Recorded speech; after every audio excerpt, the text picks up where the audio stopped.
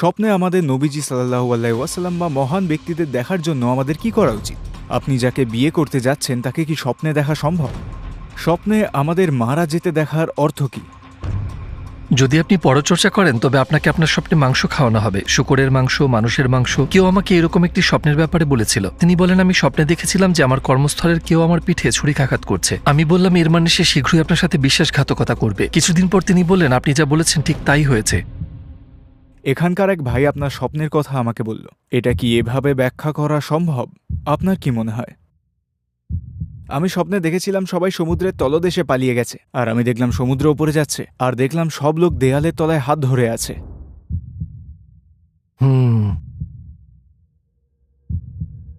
এটার কি কোনো অর্থ আছে বলে মনে হচ্ছে নাকি?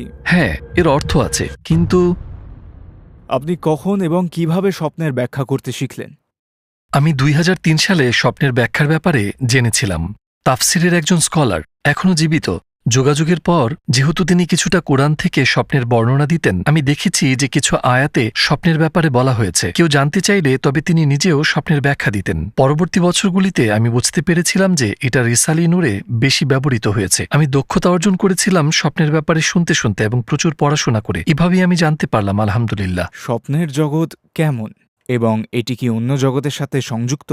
আমাকে এটি সিস্টেমেটিক্যালি ব্যাখ্যা করতে দিন। আমরা এখন জেগে থাকার জগতে আছি, যাকে আমরা শাহাদার জগৎ বলি। এটা হলো বস্তুগত জগৎ। আমরা ঘুমের মাধ্যমে যে জগতের মধ্য দিয়ে যাই তার নাম স্বপ্নের জগৎ। ঘুম সেখানে সংযুক্তকারী। কখনো কখনো আমরা স্বপ্নে স্বপ্ন দেখি। আমরা ঘুমের মধ্যে ঘুমাতে যেতে পারি স্বপ্নে ঘুমানোর মতো। আমরা সেখানে জগতের বিনিময় করছি। যে ক্ষেত্রটি অতিবাহিত হয়ে যায় তা হলো অনুকরণীয় জগৎ। অসাধারণ মানুষ এই জগতে আবার ঘুমাতে পারে, তারা অন্য জগতে চলে যায়, বারজাখের জগতে। আমি এমন স্বপ্নের কথা শুনেছি যেখানে এমনটি হয়েছিল। আমরা এটা বুঝি। আমরা এখন বস্তুগত জগতে, শক্তির জগতে আছি, কিন্তু এছাড়াও জ্ঞানের আরো জগৎ আছে। অর্থের জগৎ, সত্যের জগৎ। আমরা স্বপ্নে সেই জগৎগুলির দিকে যাত্রা শুরু করি। কারোর আধ্যাত্মিক বৃদ্ধি অনুসারে আমরা স্বপ্নে প্রবেশ করার যাত্রা শুরু করতে পারি। স্বপ্নের কি কোনো সত্যতা আছে? বিজ্ঞান ও ধর্ম এই বিষয়ে কি বলে?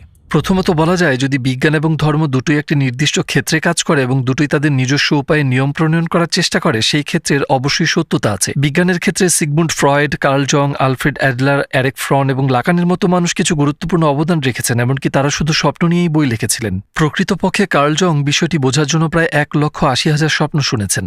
বিজ্ঞানের ক্ষেত্রে এই হলো অবস্থা। আমরা যখন ধর্মের ক্ষেত্রে দেখি, নবীগণ, বিশেষ করে দাউদ আলাইহিওয়াসাল্লাম, তিনি একজন স্বপ্ন বিশারদ ছিলেন। এমনকি এটি সম্পর্কে তার একটি বইও রয়েছে। ইউসুফ আলাইহিওয়াসাল্লাম, সুলাইমান আলাইহিওয়াসাল্লাম এবং আমাদের নবীজি সাল্লাল্লাহু আলাইহিওয়াসাল্লামও স্বপ্নের ব্যাখ্যা করেছেন। নবীজি সাল্লাল্লাহু আলাইহিওয়াসাল্লামের পর আবু বকর রাদিয়াল্লাহু আনহু, তারপর আবু বকর রাদিয়াল্লাহু আনহু এর কন্যা আসমা স্বপ্নের ব্যাখ্যা করতেন। সাইদ ইবনে আল মুসাইয়াব, মোহাম্মদ এমিন সেভিন, আব্দুল গানি নাবলুসি এবং অবশেষে বেদিউজ্জামান সাইদ আল নুরসি স্বপ্নের ব্যাখ্যার জন্য বিখ্যাত। এগুলো দ্বারা বোঝা যায় যে এই ক্ষেত্রে সত্যতা আছে। যদি এই ক্ষেত্রের কোনো সত্যতা না থাকতো তবে স্বপ্নের ব্যাপারটায় সবাই এতটা সময় নিয়ে গবেষণা করতো না। আমি কিভাবে বুঝবো স্বপ্নটা শয়তানের পক্ষ থেকে নাকি আল্লাহর পক্ষ থেকে? আমরা এটি বলতে পারি, নবীজি সাল্লাল্লাহু আলাইহি ওয়াসাল্লাম বলেছেন যে আল্লাহর পক্ষ থেকে আসা স্বপ্ন মুবাশিরাত, তারা সুসংবাদের অগ্রদূত। যখন কাউকে সুসংবাদ দেওয়া হয় সে আনন্দিত ও সতেজ হয়ে জেগে ওঠে। কিন্তু শয়তানের পক্ষ থেকে আসা স্বপ্নে আমরা বেদনা, বিশৃঙ্খলার মেজাজে জেগে উঠি এবং আমরা স্বপ্ন নিয়ে খুশি হই না। স্বপ্নের সংবেদনশীল অবস্থা সম্পর্কে আমরা এতটুকু বলতে পারি। একজন সাহাবী নবীজি সাল্লাল্লাহু আলাইহি ওয়াসাল্লামকে তার স্বপ্নের কথা বললেন, হে আল্লাহর রাসূল, স্বপ্নে আমি দেখলাম আমার মাথা বিচ্ছিন্ন হয়ে গেছে এবং আমি তার পিছনে দৌড়াচ্ছি। এই স্বপ্নের অর্থ কি? নবীজি সাল্লাল্লাহু আলাইহি ওয়াসাল্লাম বললেন, শয়তান তোমার সাথে চালাকি করেছে, সে তোমাকে নিয়ে বিদ্রুপ করেছে। অন্য কথায় তিনি বলেছিলেন, এটি ব্যাখ্যা করার মতো স্বপ্ন নয়, এটাকে কোনো গুরুত্ব দিও না। আমাদের যদি অর্থপূর্ণ স্বপ্নের উদাহরণ দিতে হয়, নবীজি সাল্লাল্লাহু আলাইহি ওয়াসাল্লাম তার স্বপ্নের কথা আমাদের বলেন। তিনি বলেন, আজ রাতে আমাকে এক বাটি দুধ দেওয়া হয়েছিল, আমি এটি পান করেছি যতক্ষণ না কেবল এক চুমুক বাকি ছিল। তিনি বলতে থাকেন, উমর ইবনুল খাত্তাব সেই চুমুক পান করেছিলেন। তার আশেপাশের লোকেরা বলল, হে আল্লাহর রাসূল, আপনি এটা কিভাবে ব্যাখ্যা করেন? তিনি বলেন, দুধের মাধ্যমে এখানে জ্ঞানকে বোঝানো হয়েছে। দুধ যেমন শরীরকে পুষ্টি দেয়, তেমনি জ্ঞান আত্মার পুষ্টি সাধন করে। বললেন, ওই শেষ চুমুকের মানে হচ্ছে উমর জ্ঞানের সামান্য অংশ পাবে। এখানে দুধের প্রতি কি অর্থ আছে এটি উল্লেখ করা হয়েছে এই হাদিসে এবং মিরাজ সম্পর্কিত হাদিসে। আরেকটি বিষয় হলো একজন ব্যক্তির সত্য স্বপ্ন দেখা। আবার আমাদের নবীজি সাল্লাল্লাহু আলাইহি ওয়াসাল্লামের সতর্কবাণী, যার সব কথা সত্য সেসব সত্য স্বপ্ন দেখে। মানুষটি যতই সত্যের পথে এগিয়ে যায় তার স্বপ্নও ততই সত্য হয়। আমরা যেমন বলেছি, স্বপ্ন হলো সত্যের যাত্রা। মানুষদের সত্যের পথে এগিয়ে যাওয়ার শর্ত হলো ন্যায়পরায়ণতার অগ্রগতি। স্বপ্ন কি আমাদের ভবিষ্যতের কথা বলে? এর বেস্ট উত্তর হলো সূরা ইউসুফ। রাজার স্বপ্ন, এমনকি বন্দীদের স্বপ্ন, সবগুলো স্বপ্ন ছিল ভবিষ্যৎ সম্পর্কে। ইউসুফ আলাইহিসসালাম স্বপ্নের বিষয়বস্তু থেকে সেগুলো ব্যাখ্যা করেছিলেন একজন বন্দীর মুক্তি এবং একজন বন্দীর মৃত্যুদণ্ড হিসাবে। আগামী 14 বছর মিশর যে অবস্থার মধ্যে থাকবে, রাজার স্বপ্ন থেকেও সেটা ব্যাখ্যা করা হয়েছিল। এগুলো দেখায় যে কিছু স্বপ্ন আমাদের ভবিষ্যতের কথা বলে। আপনাদের একজন তার স্বপ্নের কথা বলেছেন, আমি স্বপ্নে দেখেছিলাম যে আমার কাজের জায়গায় কেউ আমার পিঠে ছুরিকাঘাত করছে। আমি বললাম ওই ব্যক্তি শীঘ্রই তার কথার মাধ্যমে বিশ্বাসঘাতকতা করবে, তার কথাগুলো হবে ছুরিকাঘাতের মতো। কিছু সময় কেটে গেল, তিনি বললেন আপনি যা বলেছিলেন ঠিক তাই হয়েছে। দেখা যায় কিছু স্বপ্ন আমাদের ভবিষ্যৎ এবং ভবিষ্যতের ঘটনা সম্পর্কে বলে। এটা বলা হয় যে আপনার স্বপ্নের ব্যাপারে কাউকে বলবেন না। আমাদের স্বপ্নের ব্যাপারে কি কাউকে বলা উচিত না? অন্য কথায় কোনো জ্ঞান নেই এমন কাউকে আমাদের স্বপ্ন বলার কোনো ক্ষতি আছে? আমাদের নবীজি সাল্লাল্লাহু আলাইহি ওয়াসাল্লাম এই বিষয়ে বলেছেন। তিনি বললেন তোমার স্বপ্নের কথা ধার্মিকদের কাছে বলো, তোমাদের শুভাকাঙ্ক্ষী এবং যারা এই ব্যাপারে জ্ঞান রাখে তাদের বলো। এতে বোঝা যায় যে স্বপ্ন সবাইকে বলার জন্য নয়, এবং যেহেতু অজ্ঞ লোকেরা সাধারণত স্বপ্নের ব্যাখ্যা করে আক্ষরিকভাবে, বেশিরভাগই নেতিবাচকভাবে, তারা অন্যদের হতাশ করে ফেলতে পারে। এটা এমনকি উদ্বেগের কারণ হতে পারে। এই বিষয়টি প্রমাণ করতে দ্বিতীয় উসমান একটি স্বপ্ন দেখেছিলেন। এই স্বপ্নে আমাদের নবীজি সাল্লাল্লাহু আলাইহি ওয়াসাল্লাম তাকে চর মেরেছিলেন। স্বপ্নটি দেখার পর তিনি জেনিসারিস গিল্ড বন্ধ করার পরিকল্পনা ত্যাগ করেন। লালাস এবং সেযুগের লোকেরা এই স্বপ্নটিকে একটি শুভ লক্ষণ হিসেবে ব্যাখ্যা করার চেষ্টা করেছিলেন, যা আসলে এমনটা ছিল না। নবী সাল্লাল্লাহু আলাইহি ওয়াসাল্লাম স্বপ্নটিতে তাকে গুরুত্ব সহকারে সতর্ক করেছিলেন যখন তিনি বলেছিলেন তোমার ইচ্ছা ত্যাগ করো। দ্বিতীয় উসমান তার উদ্দেশ্যে অটল ছিলেন, যার কারণে তাকে মৃত্যুদণ্ড দেওয়া হয়েছিল। স্বপ্নের ব্যাপারে জ্ঞানী বা ভালো উদ্দেশ্য সম্পন্ন মানুষদের বলা উচিত, সেগুলো সতর্কতা বা চ্যালেঞ্জের মতো মনে হলেও। আপনি যাকে বিয়ে করতে যাচ্ছেন তাকে কি স্বপ্নে দেখা সম্ভব? হ্যাঁ, এটা সম্ভব। আমি উদাহরণ হিসেবে আমারটা দিতে পারি। আমি হাই স্কুলে ছিলাম, সম্ভবত 1994-95 সালে। আমি এক মহিলাকে স্বপ্নে দেখেছিলাম, তিনি আমার বামে ছিলেন, তিনি আমার চেয়ে খাটো ছিলেন। আমি তাকে জিজ্ঞেস করলাম আপনি কি জানেন মুকাদ্দির কি? এটাই মজার বিষয় হলো মুকাদ্দির শব্দটি জাওশান দুয়ার 26তম অধ্যায়ে রয়েছে। এটি 26তম অধ্যায়ের দ্বিতীয় অংশে রয়েছে। দ্বিতীয় মাসের 26 তারিখে আমার বিয়ে হয়, আর আমার স্ত্রী আমার চেয়ে খাটো। আমি তাকে আগে দেখেছি, কিন্তু পরে বুঝতে পেরেছি। আপনি জানেন যে স্বপ্নটি আসলে আমার জন্য একটি ইশারা ছিল। প্রতিটা স্বপ্নের কি একটা অর্থ আছে? স্বপ্নে আমাদের জন্য কি ধরনের অর্থ থাকতে পারে? আমরা কিভাবে জানব কোন অর্থটি সত্য? আসলে প্রতিটি স্বপ্নের স্বকীয় একটা অর্থ রয়েছে। কতটা গুরুত্বপূর্ণ সেটাই আসলে ব্যাপার। প্রতিটা স্বপ্নের নিজস্ব অর্থ আছে। আপনি তৃষ্ণার্ত এবং আপনি স্বপ্নে দেখলেন যে আপনি পানিতে, এটি একটি লক্ষণ যে আপনি তৃষ্ণার্ত। এটা তুচ্ছ ব্যাপার, কিন্তু সত্যিকারের স্বপ্নে ব্যক্তির জন্য সতর্কতা রয়েছে এই জীবন এবং পরকালের জীবনে আধ্যাত্মিকভাবে। ইবনে আরাবী স্বপ্নকে 3 ভাগে ভাগ করেছেন: সতর্কীকরণ স্বপ্ন, শিক্ষামূলক স্বপ্ন এবং সুসংবাদের স্বপ্নের লক্ষণ।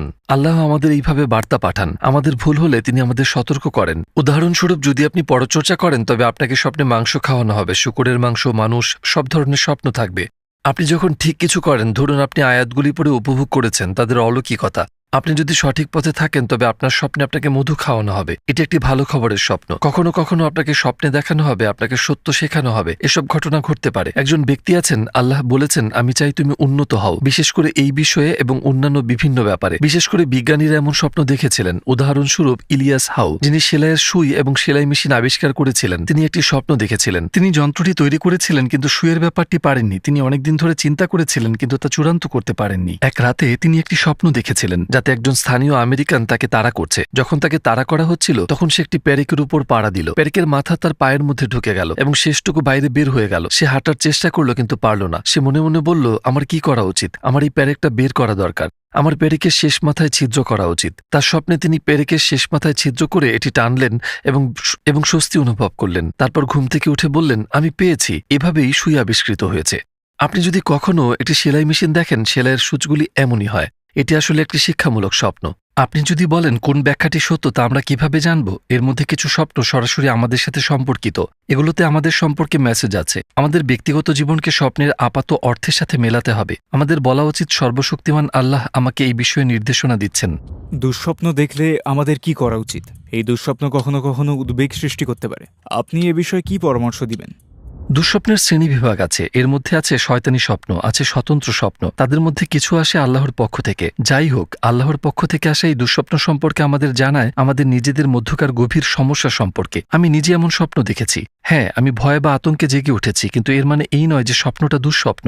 আপনি যদি আরও উন্নত হতে চান তবে এটি দেখুন, আপনার একটি গভীর সমস্যা আছে। এই দৃষ্টিকোণ থেকে এটি অর্থবহ। তাদের মধ্যে কিছু, যেমনটা আমরা বলেছি, শয়তান সুলভ এবং স্বতন্ত্র। এই স্বপ্নগুলোর মধ্যকার অর্থ কম। এই স্বপ্নগুলির আরেকটা শ্রেণীবিভাগ হল দুঃস্বপ্ন। ব্যক্তি যতই পাপ করতে থাকে তার স্বপ্নের জগতের অবনতি হয়। বদিউজ্জামানের একটি কথা আছে, যে সুন্দর দেখে সে সুন্দর ভাবে। রিসালে নূরে এই ব্যাপারে আরও আছে, যে সুন্দরভাবে চিন্তা করে সে সুন্দর স্বপ্ন দেখে, যে সুন্দর স্বপ্ন দেখে সে সুন্দর জীবনযাপন করে। এখন সুন্দর স্বপ্ন দেখতে হলে আগে আমাদেরকে সুন্দর করে ভাবতে হবে, সুন্দরভাবে ভাবতে হলে আমাদেরকে সুন্দর করে দেখতে হবে। যেহেতু একজন পাপী ব্যক্তি জগৎকে অর্থহীন এবং কুৎসিতভাবে দেখে এবং জীবনকে তেমনভাবে উপলব্ধি করতে শুরু করে, তার স্বপ্নের জগৎও খারাপ হতে শুরু করে। কিন্তু নবীজি সাল্লাল্লাহু আলাইহি ওয়াসাল্লাম বলেছেন, তুমি যখন এমন স্বপ্ন দেখো যা তুমি পছন্দ করো না, ঘুম থেকে ওঠার পর এটা সম্পর্কে কাউকে বলো না। এবং অন্য হাদিসে তিনি বলেছেন, তোমার বাম দিকে থুতু ফেলো। তিনি আরও একটি হাদিসে বলেছেন, নামাজ আদায় করো সেই খারাপ অবস্থা থেকে বেরিয়ে আসার জন্য।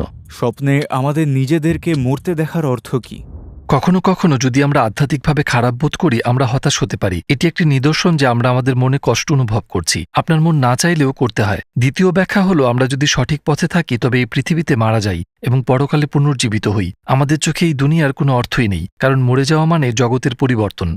জগৎ পরিবর্তনের অর্থ ধ্বংস হওয়া নয়, বরং একটি উন্নত জগতে চলে যাওয়া। আমাদের গুরু বলেছেন, বারজাখের জগৎ পৃথিবীর চেয়ে উত্তম, পরকালের জগৎগুলো বারজাখের জগতের চেয়ে উত্তম। প্রকৃতপক্ষে আমরা একটি উন্নত জগতে চলে যাচ্ছি। এই প্রসঙ্গে ব্যক্তির মেজাজ অনুসারে মৃত্যুকে ভিন্নভাবে ব্যাখ্যা করা হয়। যদি সে হতাশ হয় তার মানে সে আরও খারাপ হয়ে যাচ্ছে, যদি সে সুখী হয় তার মানে সে আরও ভালো থাকবে। আমরা কিছু কি চেষ্টা করতে পারি দর্শকদের জন্য ব্যাপারটি স্পষ্ট করতে? আমাদের একজন ভাই তার স্বপ্নের সম্পর্কে বলতে পারেন, এটা কি ব্যাখ্যা করা সম্ভব? আপনি কি মনে করেন? অবশ্যই সত্যি স্বপ্ন হতে হবে যা আপনাকে প্রভাবিত করেছে। আমি কয়েক মাস আগে একটি স্বপ্ন দেখেছিলাম যা এখনো আমার মনে আছে। ঠিক আছে, বলুন, ক্যামেরার সামনে আসুন।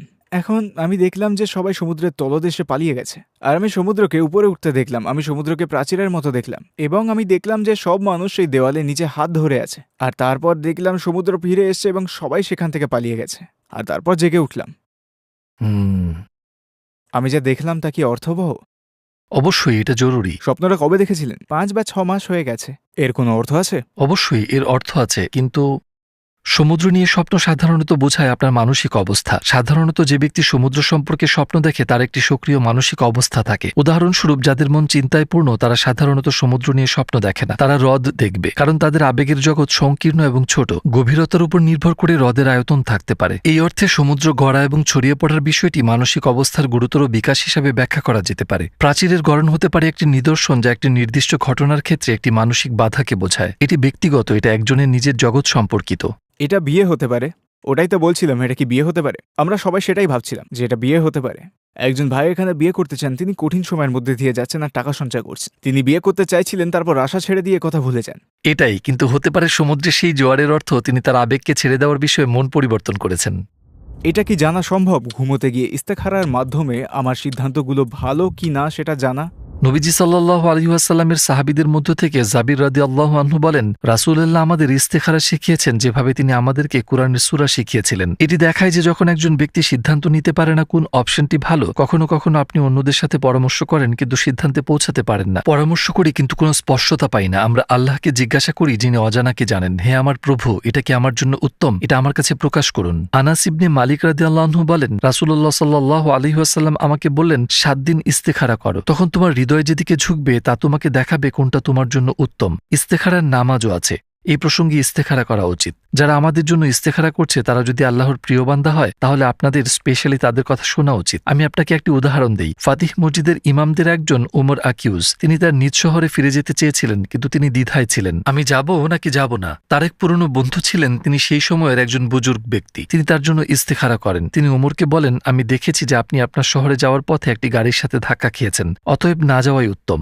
তিনি শোনেননি। নিজ শহরে যাওয়ার পথে গাড়ি দুর্ঘটনায় তার মৃত্যু হয়।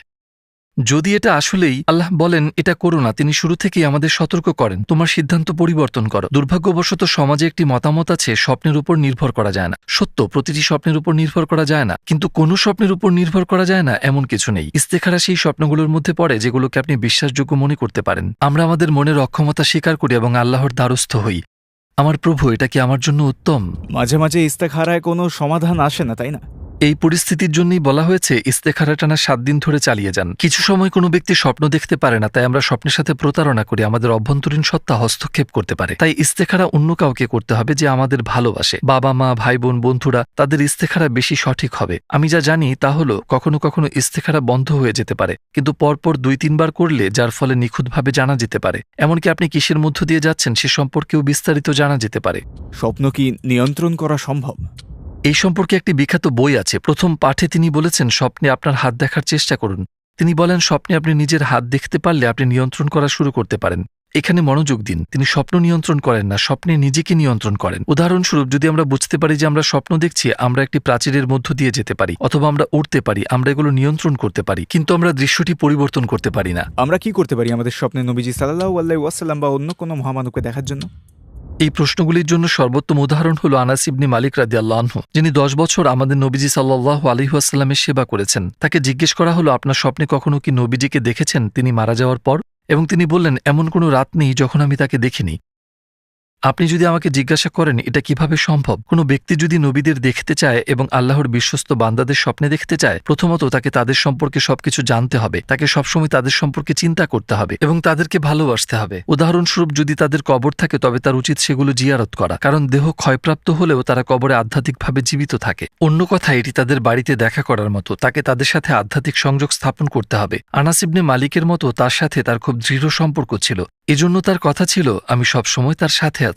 আনাস ইবনে মালিকের মতো আমরা যদি আমাদের নবীজি সাল্লাল্লাহু আলাইহি ওয়াসাল্লামকে আমাদের জীবনের সামনের কাতারে রাখতে পারি, প্রথম হিসেবে নয় কারণ এটি আল্লাহর, তবে দ্বিতীয় হিসেবে আল্লাহর ইচ্ছায় আমরা তাকে নিয়ে স্বপ্ন দেখতে শুরু করতে পারি। এর অর্থ এই নয় যে যখনই চাইবেন তখনই দেখতে পারবেন। তাহলে অর্থ কি? এর অর্থ হলো একটি আধ্যাত্মিক স্তরে পৌঁছানো যেখানে আমরা তাকে নিয়ে স্বপ্ন দেখতে পারি। একজন পাপী মানুষ ভাবতে পারে যে সে তার স্বপ্নের সৌভাগ্যশালী হয়েছে। উদাহরণস্বরূপ, সে আমাদের নবীজি সাল্লাল্লাহু আলাইহি ওয়াসাল্লামকে নিয়ে স্বপ্ন দেখতে পারেন। আপনি এই সম্পর্কে কি বলতে পারেন?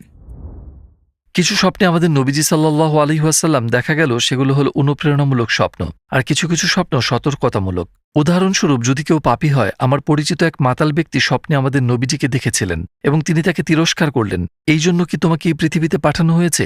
লোকটি নিজেকে সামলে নিয়ে নামাজ পড়তে শুরু করল। এখন এটা কি? এটি একটি পথনির্দেশক স্বপ্ন।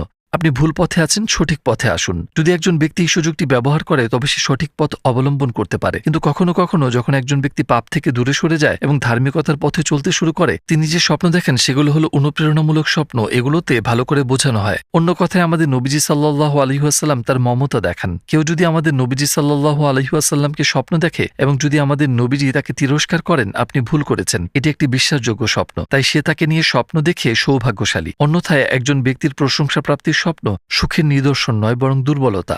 এটার মানে হচ্ছে আপনি মাত্র শুরু করছেন। এটি একটি সূক্ষ্ম পার্থক্য। আপনি বলেছিলেন একজন পাপী লোক একটি স্বপ্ন দেখেছিল। তিনি সতর্কবাণী পেয়ে জীবন সংশোধন করে নামাজ পড়া শুরু করলেন। কখনো কখনো পাপী মানুষ স্বপ্ন দেখার অপেক্ষায় থাকে যে একজন জ্ঞানী বৃদ্ধ এসে তার জীবন সংশোধন করে দেবে। এসব মানুষ সম্পর্কে কি বলা যেতে পারে? তো তারা আসলে যা চায় তা হলো, আমি হাঁটতে চাই না, আমার কারোর সাথে দেখা করা উচিত যাতে তিনি আমাকে হাঁটাতে পারেন, এবং তিনি যা বলবেন আমি তাই করব। ধর্মে এ ধরনের চিন্তার কোনো অবকাশ নেই। ধর্ম আমাদের বলে আপনি আপনার পছন্দ অনুযায়ী চলবেন, আপনার পছন্দের জন্য নিজেই দায়ী থাকবেন, এবং আপনার পছন্দের জন্য আপনাকে পুরস্কৃত করা হবে। যখন আপনি অন্যের নির্দেশে চলবেন, যে ব্যক্তি এই আদেশ দেয় সে পুরস্কারের যোগ্য, আপনি নন, কারণ আপনি অন্য একজনকে দিয়ে ভালো কাজটি করিয়েছেন। অতএব এই ধরনের প্রত্যাশার মধ্যে প্রবেশ করার অর্থ হল মন্দের দরজা খোলা, কারণ সত্য খোঁজার দায়িত্ব সবারই, সত্যকে জানা এবং সেই অনুযায়ী জীবনযাপন করা, তার নিজের মন, তার নিজের পছন্দ এবং তার স্বাধীন ইচ্ছার সাথে। আসলে এমন স্বপ্ন দেখার আশা করা, এর অর্থ হচ্ছে শয়তানের হস্তক্ষেপের জন্য জায়গা করে দেয়া। এটা কি সম্ভব? অবশ্যই। শয়তান এবং জিন উভয়ই এই অর্থে একজন ব্যক্তিকে প্রভাবিত করতে পারে। আল্লাহ মাফ করুন, কিছু লোক যদি মনে করে যে তারা মাহদি, মসিহ বা আল্লাহ, যখন তারা জেগে ওঠে। ইতিহাসে এমন মানুষ ছিল। আমাদের সর্বদা সীমানা হচ্ছে পবিত্র কুরআন এবং সুন্নাহ। নবীদের প্রত্যাদেশ আমাদের জীবন ব্যবস্থা মাত্র। যখন কেউ বলে আমি স্বপ্ন দেখি না, এটা কি আসলেই সম্ভব? স্বপ্ন না দেখা কি সম্ভব? যে ব্যক্তি বলে আমি স্বপ্নে দেখি না, সে আসলে স্বপ্ন দেখে, কিন্তু স্বপ্ন দেখে মনে রাখতে পারে না। প্রত্যেকে একইভাবে বা অন্যভাবে স্বপ্ন দেখে, কারণ স্বপ্নের যৌক্তিকতা হচ্ছে ঘুমন্ত অবস্থায় মানুষের জ্ঞানের যাত্রার ধারাবাহিকতা। মানুষ ঘুমন্ত অবস্থায় জ্ঞানের মধ্যে যাত্রা করে। তারা অনেক কিছু দেখে, কিন্তু তারা মনে করতে পারে না। দিনের বেলা যেমন আমরা কিছু ব্যাপার মনে রাখতে পারি না, এখানেও ঠিক একই ব্যাপার। আমরা স্বপ্নে যা দেখেছি তা মনে রাখতে আমাদের সমস্যা হচ্ছে। এটির সমাধান করা যেতে পারে। আপনার চিন্তা এবং আবেগের স্তরে আপনাকে অগ্রসর হতে হবে, যেমন মনন, চিন্তা, পড়া, বিশেষ করে ইনফ্লুয়েন্সিয়াল বই পড়া। যখন উন্নত বিষয়বস্তু সম্পন্ন এবং এমন লেখক তারা যা জানে তা নিয়ে বেঁচে থাকে, তাদের লেখা বই পড়া হয়, দেখা যায় একজন ব্যক্তি সময়ের সাথে সাথে স্বপ্ন দেখতে শুরু করে। এছাড়াও একটি বাস্তবতা আছে যাকে আমরা বলি জিকির। এটি আপনাকে মানসিকভাবে অগ্রসর হতে দেয়। যেহেতু মানুষ তাদের আবেগের জগতে উন্নতি করতে শুরু করে, তারা সময়ের সাথে সাথে স্বপ্ন দেখতে শুরু করে। আমরা এমন একটি সমাজে বাস করি যেখানে লোকেরা মনে করে যে তাদের জীবনের সবকিছুই হচ্ছে পৃথিবীর জীবন। সবকিছু জাগতিক দৃষ্টিকোণ থেকে পরিচালিত হয় এবং বস্তুবাদকে এত বেশি মূল্য দেওয়া হয় যে আমরা এখন এই ধরনের আধ্যাত্মিক জিনিস থেকে অনেক দূরে চলে যাচ্ছি। যেহেতু আমরা এই জিনিসগুলোকে কোনো গুরুত্ব দেই না, আমরা স্বপ্ন দেখেও তা মনে করতে পারি না। কিন্তু স্বপ্ন মানবজাতির জন্য জ্ঞানের ভাণ্ডার বা নির্দেশনার ভাণ্ডার। আমরা যে জ্ঞান সম্পর্কে স্বপ্ন দেখি তা গুরুত্বপূর্ণ, এটা বুঝতে পেরেও আমরা কিভাবে তা ভুলে যেতে পারি। আমরা উত্তেজিত হয়ে জেগে উঠি। অবশেষে আপনি কি কিছু যোগ করতে চান? আমি একটি স্বপ্ন সম্পর্কে বলতে চাই। আমার একটা চ্যানেল আছে, মানুষ মাঝে মাঝে তাদের স্বপ্ন সম্পর্কে জিজ্ঞাসা করে। মহিলাদের কাছে আমার স্ত্রীর ইমেইল আছে যেন তারা তাদের স্বপ্ন সম্পর্কে জিজ্ঞাসা করতে পারে। একটি খুব চমৎকার স্বপ্ন ছিল। স্বপ্নে নবীজিকে দেখা যায়, তিনি কোথাও বসে আছেন এবং সেখানে একাধিক ইহুদি রেবাইরাও আছে। যে ব্যক্তি স্বপ্ন দেখছে তাকে ইহুদি পণ্ডিতরা বলে, মোহাম্মদকে বলুন যে তার উম্মতের অধিকাংশই আমাদের। এটি ব্যাখ্যা করা যেতে পারে, হ্যাঁ আমরা ইহুদি হইনি, কিন্তু আমরা তাদের মতো এই দুনিয়ার মোহে পড়ে গেছি। এটি একটি সতর্কতামূলক স্বপ্ন। এখন আমরা দুনিয়ার প্রতি আরো আকৃষ্ট হয়ে উঠছি, যেহেতু এখন প্রচুর সুযোগ এবং আনন্দ আছে। কিন্তু এসব আকর্ষণের স্বাদ, আনন্দ এবং আরাম পরকাল থেকে আমাদের দূরে সরিয়ে নিচ্ছে। এখানেই আমাদের নিস্তার। নিজেদেরকে বিশ্বাসের দিক থেকে উন্নত করার চেষ্টা করুন। চিন্তা, জ্ঞান অর্জন, আল্লাহর ভালোবাসা অর্জনের জন্য নিজেদেরকে উন্নত করার মাধ্যমে, এবং এই মুহূর্তে আমাদের নিজেদেরকে জিকিরে উন্নত করতে হবে। যাই হোক, যখন আমরা উন্নতির এই পথে চলা শুরু করি, আল্লাহ ভালো স্বপ্নের মাধ্যমে আমাদের প্রতিদান দেবেন। আল্লাহ আমাদেরকে তার বন্ধু রাসূল আল্লাহকে স্বপ্নে দেখার অনুমতি দেবেন এবং মাইলফলকগুলোর দ্বারা আমাদের কাছে প্রকাশ করবেন যে আমরা সঠিক পথে আছি। অন্যথায় আমাদের উম্মাহ মারাত্মক বিপদের সম্মুখীন হবে। পৃথিবী তার সুযোগগুলো নিয়ে আমাদের মুখের সামনে জ্বলজ্বল করছে, কিন্তু পরকাল অন্ধকার হয়ে আসছে। একটি কথা প্রচলিত আছে, ইহকাল এবং পরকাল সতীনের ন্যায়। তাদের একজনকে হাসালে অন্যজন কাঁদে, দুজনেই একসাথে হাসতে পারে না। আমরা এখন এই ধরনের বিপদের মধ্যে আছি। আল্লাহ আমাদের সবাইকেই বিপদ থেকে রক্ষা করুন। তিনি আমাদের অন্তর্দৃষ্টি এবং চেতনা দুটোই দান করুন। আশা করি আপনার সাথে কোনো ভালো স্বপ্নে দেখা হবে।